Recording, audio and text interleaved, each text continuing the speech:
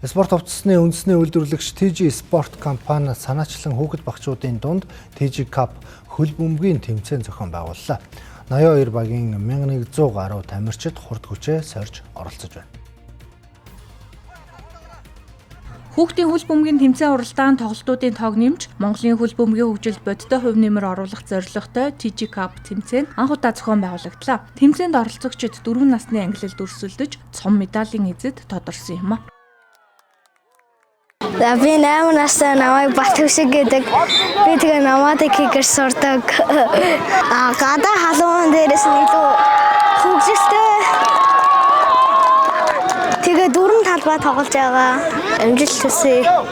Багийнхандаа ингээд амжилт хүсээд том нутгаас сайн болоор гэдэг үг хэлдэг.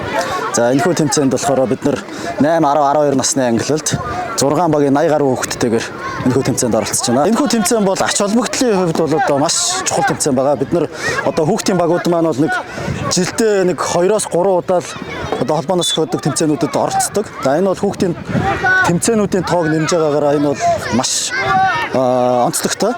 Зөвхөн юм оёх бас бид нар бас нийгмийн харилцагын өрөөнд ийм спортын хөгжил төв нэмрээ багцуулахаа оруулъя гэж л анх санаачлаад багаараа ярилцаад шийдэл зохиож байгаа.